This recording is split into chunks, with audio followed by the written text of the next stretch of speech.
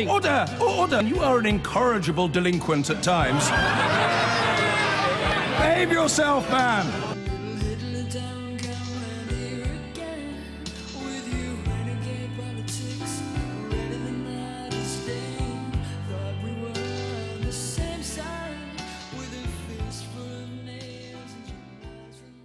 Well, look, let's turn to Donald Trump. It's hard to avoid him, let's be honest. The Mail...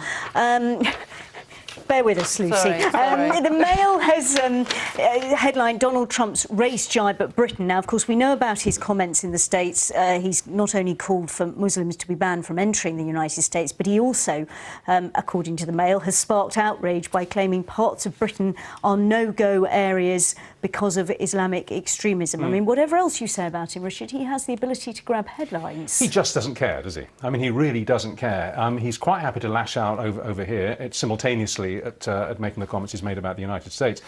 But he's talking guff, if I can use that word at this time of night. I think you can. As the Mail says, in a very rare political intervention, because Scotland Yard keeps out of these things, Scotland Yard, within hours of hearing about this statement, have issued a statement saying, and I quote, "Mr. Trump could not be more wrong." Yeah. Now, you would expect them to say that. You would expect them to say that the British police don't have no-go areas. But I happen to think that it's true, because I can't remember a single story in the last, say, 5 to 10 years since Islamic extremism became the factor and the feature that it is in our society and in the world in general. I can't remember ever hearing an allegation that there were council estates, streets, areas that the police wouldn't go to, including mosques. I mean, obviously they tread carefully, they have to, but even in the Regent's Park Mosque, you know, which was the scene of a lot of problems until quite recently, the police were a force there. So this is Donald Trump just making it up as he goes along. He'll say anything to get a headline. We're right to discuss him here tonight. I know you want to go out, right, you want to walk out, but I mean... No, I don't. I just find him so... But I hope it dies down very quickly. Yeah. You've interviewed him. What was he like? Ghastly, you know, terrible hair. What's his hair like? Awful. It's been the same for years. I can't decide if it's the same one or whether or not he has more regularly made. He'd married some sort of, I don't know who he'd married, some sort of plastic dolly-looking woman, and he sort of wandered around being very kind of, you know, rich and powerful, a master of the universe type. But you said actually failing completely to communicate that to you. In fact, it came across as a little twerp. Yes, I just thought, what's this man talking about? So, of course, it's horrible and it's silly, and I don't think, I mean, are people taking it seriously? You were saying that in the States no one made much of an outcry at the people he was speaking to. Not to his, no, he was preaching to the converted, exactly. You know, that's great. I think that's just nonsense what he's saying. Interesting, he has made the front pages of a lot of the papers, not only here, but obviously on the other side of the Atlantic as well. Well, he does create a lot of, you know, a lot of Twitter action goes on about him. So although we say he's awful and dreadful, he does definitely engender... But he's America's Alan Sugar, isn't he? I mean, you know, sort of has the same programme. But you can imagine Alan Sugar being stupid enough to issue statements like this, or even indeed running for office. I mean, it's laughable. I mean, you have to have money, lots and lots of money to run for office, which he does have. Indeed. A petition calling for the Republican presidential hopeful Donald Trump to be banned from entering the UK has reached 200,000 signatures, meaning it will be considered for debate in Parliament. It was posted in response to Mr. Trump's call for a temporary halt on Muslims entering the US. Feelings are across the country, though, are running very high indeed. You mentioned that online petition. Well, I can tell you that in the last few minutes, the number of people who have signed that petition demanding that Donald Trump be banned from coming to Britain has reached 260,000. I think that is a sign of the feeling across the country that people are finding that what he said about banning Muslims from the United States was pretty repulsive. And the Scottish government has taken some action as well. Yes, some 10 years ago, Mr. Trump was made a business ambassador in Scotland, and this afternoon, the First Minister, Nicola Sturgeon, decided to strip him of that honour. Effectively, he had been quite an important person in terms of his golfing and hotel interests, but that honour has now gone. And in the last hour, the Robert Gordon University in Aberdeen has decided to withdraw an honorary degree that they had given to Mr. Trump. Whatever his approval ratings in the United States, it seems that they're pretty low here in Britain. Libby, thank you. More than 250,000 people have signed a petition calling for the US presidential candidate, Donald Trump, to be barred from Britain after he declared Muslims should be banned from entering the United States. The Republican tycoon hit back, declaring those signing the petition don't know what they're getting into. He also provoked the ire of leading politicians after claiming that parts of London were off limits to police who feared for their lives.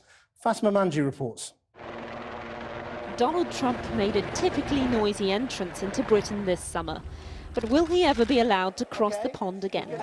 After his comments saying all Muslims should be banned from the US, more than 200,000 Brits now want the man himself banned from the UK. And causing even more outrage, his suggestion parts of London are so radicalised that police are afraid for their own lives. Well, I think that it is totally ridiculous to say any such thing. I would invite him to come and see the whole of London and take him round the city, except that I wouldn't want to expose Londoners to any unnecessary risk of meeting Donald Trump. In the London borough of Tower Hamlets, the area with the highest proportion of Muslims in the country, little evidence of police fearful for their lives.